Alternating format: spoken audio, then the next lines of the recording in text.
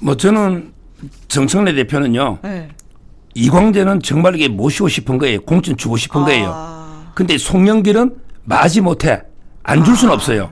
어제 질문이 나오니까 예, 그냥 마지 답을 못해 했죠. 줄 겁니다. 네. 그리고 이 김용은 안 줄 겁니다. 이렇게 저는 세 명을 보고 있거든요. 야, 지금 자, 그러면 오늘 아이템 다 얘기하셨어요? 그러면 이게 어떻게 되느냐? 네. 평택하고 하남이 어디가 더 험지고 어디가 더 이게 그 당선 가능성이 높으냐? 평택이 험지예요. 네. 조국 대표 논단 말이에요. 네. 그러면 이게 그 험지로 송영길을 보낸다. 마지 못해 주는 사람이니 제가 볼 때 그 이광재는 하남으로 보낼 거예요. 오. 저는 그렇게 봐요. 당선이 될 수 있는데 이광재는 이게 제대로 모시니까. 하남 갑도 근데 쉽지 않잖아요. 지난번에 그래도 이게 조국하고 붙는 평택보다는 낫죠. 평택보다 1대1 구도잖아요. 그러니까 그러면 이게 신의 한 수인 게 네. 정청래는 이제 경쟁자 송영길과 조국 싹을 자르고 싶어요. 근데 평택에 둘이 붙이나면 네. 국민의힘이 어부지리하면 둘 다 죽잖아. 정청래에서 최고죠. 조국도 때려잡고 송영길도 때려잡고 공천은 죽고 제가 이게 정청래라면 그렇게까지? 무조건 합니다. 아니 지금 말씀하신 대로 지금 정청래 대표가 풀어야 될 게 이제 송영길 전 대표 공천 있죠. 김용 전 부원장 어떻게 할지 이것도 풀어야 되죠. 근데 갑자기 기자들이 생각도 못했던 이광재 전 강원지사 얘기를 먼저 꺼냈거든요. 그거는 뭐 의도가 있는 거라고 보세요? 이광재는 이게 진짜 모시고 싶은 거예요. 자기가 진짜 이게 선당우사 한 분이다. 그러니까 진짜 공천 주고 싶은 거야. 그게 그냥 요구도 안 했는데 모셔왔잖아요. 네. 그런데 이게 신의 한 수인 게요. 네. 자, 이광재가 지역구 어디입니까? 분당이죠. 네. 그러면 이게 하남을 땡겨? 네. 그럼 분당이 비죠. 네. 그러면 이게 김용의 정치 고향이 분당이에요. 지역위원장을 그러면 그 성남에서 이렇게 김용 전 부원장 두 번 했잖아요. 그러면 이게 김용한테는 뭐라 하느냐? 네. 이 김용 쌤 이번에 좀 쉬시고 다음에 그 분당이 비니까 지역위원장 드릴게요. 다음에 총선 공천은 드릴게요. 이렇게 달랠 수가 있는 거예요. 그러려고 먼저 이광재 전 지사 얘기를 꺼낸 것이다. 이광재 분당의 이광재를 하남으로. 네. 그다음에 송영길은 평택에 가서 조국과 싸우다 둘 다 죽게 하고. 그다음에 김용은 분당으로 가서 이게 다음에 줄게. 뭐 이렇게 저는 정청래가 그 그림이라고 봐요. 다 계획이 있었다. 한번 보시죠, 뭐. 오. 거의 뭐 진짜 사람 아예 마음속에 보시죠. 들어갔다 나오는 것처럼 굉장히 다. 어제 의도가 있었던 거네요. 먼저 이광재 전 지사 얘기를 꺼낸 것이. 아니 근데 저는 뭐 서 변호사님의 그 하나의 어떤 가정도 저는 네. 뭐 굉장히 일리가 있는 전 분석이라는 생각은 들어요. 근데 네. 저는 좀 결론은 달리 보는 게 저는 김용 부원장 공천도 이거 안 주기가 전 쉽지 않다고 봐요. 그래서 저는 뭐 이제 안산 쪽으로 저는 김용 부원장을 보내는 이제 그런 그림을 그리는 것 같고 저는 좀 반대로 보는 게 뭐 송영길 대표 평택을 가면요. 저는 송영길 대표는 훨씬 더 저는 유리할 거라고 생각해요. 왜냐면 다자구도가 되기 때문에 네. 거기서 민주당 깃발 들고 정부의 힘을 업으면 네. 당연히 당선되죠. 그래서 저는 그 정청래 대표가 뭐 둘을 동시에 제거한다 이런 거는 조금 저는 가설이 저는 동의하기는 좀 어렵고 그리고 저는 개인적으로는 전 송영길 대표를 전 하남으로 보내고 전 이광재 전 의원을 저는 평택으로 지금 보내는 쪽으로 할 것 같은데 네. 전 여기서 그냥 요것만 딱 말씀드릴게요. 왜냐면 지금 뭐 어디로 갈까 이 썰이 너무 많이 나와가지고 네, 맞아요. 경우의 수만 정리해도 어떤 결론을 내놔도 저희 그물망에 다 걸려요 지금. 그러니까 공천을 왜 이런 식으로 하느냐라는 네. 저는 문제 제기와 함께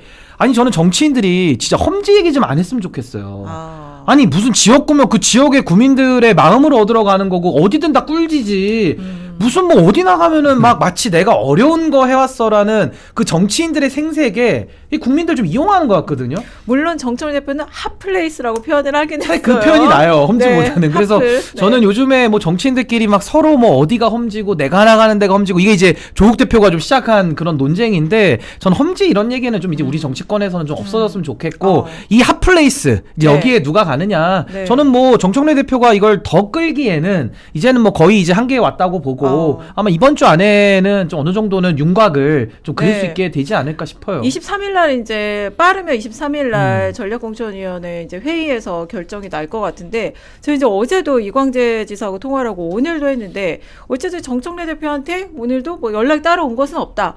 그러면 최근에 가장 마지막 연락을 주고받으신 게 언제 됐더니 한참 돼가지고 모르겠다. 당 지도부는 어떠시냐? 당 지도부도 이런 선거 얘기를 가지고 연락이 온 적은 없다. 아니 그러면 재보선 출마하시려고 생각은 하셨냐? 아니 내가 출마를 생각해 본 적은 없다. 근데 이광재 전 지사 그걸 알더라고. 지금 당내 상황이 재보선 이 상황이 공천 상황이 복잡하다는 걸 알아서 그거 일단 진행되는 걸 봐야 되고 그리고 출마 여부도 당에서 정식으로 뭔가 구체적인 제안이 와봐야 내가 고민을 해볼 수가 있겠다 이렇게 얘기를 하더라고요. 그러니까 이게 말이 정말 사실이면 정청래 대표가 어제 그냥 자기 생각을 정말 얘기를 해버린 거예요. 아무런 사전 논의 없이. 근데 뭐 정치인들 말을 액면 그대로 믿을 수는 뭐 없잖아요. 그러시기도 저는 이게 하죠. 조율이 돼 있다고 봐요. 안 그러고 이게 어떻게 이름을 함부로 거명합니까? 근데 그 강원도에서 엄청나게 양보를 했잖아요. 우상호한테. 네. 근데 이번에 평택가가 조국하고 붙으라는 거는 두 번 죽이는 거예요. 선당 우사에다가 이게 공천 준다는데 평택이 어렵다니까요. 조국 대표가 만만치 않아요. 거기에 또 누가 있냐면 김재현 진보당이 있어요. 네. 그러면 이게 아무리 근데 이거는 보수세도 좀 있거든요. 네. 근데 보수는 황교안 대표는 표가 그리 많지 않을 거예요. 네. 유이동이 3선했던 데죠. 그렇죠. 그럼 이게 단 보수는 하나고 근데 조국하고 또 이게 민주당 후보 네. 그다음에 김재현까지 하면 국민의힘이 어부지리 할 수 있는 거예요. 거기에 이광재를 가라? 이거는 이게 또 죽으라는 거예요. 그러면 이게 강원도 죽고 또 죽고 따라서 이게 이번에 저는 아마 제가 알기로 추미애 의원이요. 네. 송영길이 아주 안 좋아한대. 그 지가 오늘 반대한다는 거예요. 왜냐하면 이게 옛날에 전당대 할 때 당대표 할 때 이재명 대통령 쪽으로 이게 불공정하게 경선했다고 보는 거죠. 그때. 그러니까 아마 제가 보기 저는 이광재를 하나면요. 네. 그때 뭐 1200표 차이 나도 네. 그때고 지금은 이게 차이가 많이 날 거예요. 그때는 이게 윤석열 초기니까 네. 이용이 1200표죠. 지금은 솔직히 말하면 민주당이 넉넉하게 이길 수 있는 지역이에요. 지금 당의 여론 지지율 그렇잖아요. 그러면 이게 하남에 편안하게 공천 주고 송영길은 이제 어차피 안 주고 싶으면 안 줄 수는 없고 평택에 가서 조국하고 싸우다가 둘 다 죽으면 좋고 야. 하나만 죽어도 좋고 이렇게 가는 거 그러면 김용도 해결된다니까. 그러면 이게 분당에 지역위원장 주면 되는 거예요. 근데 평택에는 사실 지금 평택을 누가 가든 아마 단일화 요구를 세게 압박을 받을 거예요. 진짜 이게. 근데 저는 글쎄요. 저는 이제 평택을 뭐 이제 우리가 구도가 이제 형성이 돼야 좀 더 세밀한 분석이 가능은 하겠습니다만은 제 상식은 그래요. 지금 국민의힘이 어려운 선거잖아요. 네. 아니, 당 지지율을 보면 그런 건 사실이고 또 대통령 지지율이 압도적으로 높은 상황이고 그리고 지금 국민의힘에서 유이동 의원은 그래도 합리적인 분이고 나름 평가가 좋으신 분인데 네.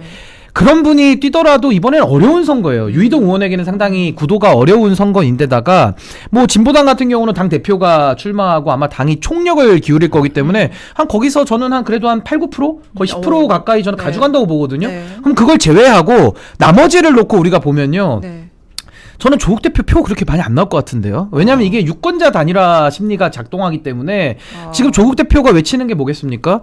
이재명 정부의 성공을 원한다. 근데 이재명 정부는 중도 확장과 합리 실용으로 가고 있는데 혼자서 이념으로 지금 거꾸로 가고 있거든요. 그러니까 입으로는 정부 성공을 원하는데 방향은 반대로 가고 있는 이 모습에 대해서 누가 이재명 정부의 성공을 원하는데 조국 대표에게 표를 줄까요? 그러니까 저는 이게 뭐 조국 이러면은 전국구 뭐 스타고 또 내지는 이분이 또 장래에 또 지도자 감으로 이제 조사 결과가 나오는 건 지금 현실이지만 전 이분이 막상 출마해서 유권자들의 표를 받을 때는 명분이 있어야 되잖아요. 그리고 그 표를 내 표를 하나 줬을 때 사표가 되지 않고 이 표가 정말 이재명 정부의 성공에 도움이 되는 표가 되기를 바라는 분들이 많으실 텐데 그럼 그분들이 민주당의 후보가 괜찮으면 민주당 후보를 뽑지 왜 조국 대표를 뽑겠습니까? 이거를 이제 뭐 정치계에서는 이제 유권자 단일화라는 얘기를 쓰는데 전 유권자 단일화 가능하다고 봐요. 거기다가 만약에 이거는 만약입니다. 네. 만약에 뭐 송영길 대표나 보수에서 좋아하는 인물이 평택에 오잖아요. 네. 전 그분이 유이동 후보가 가져갈 표 더 갖고 올 것 같은데요. 그러니까 그렇게 해서 저는 이게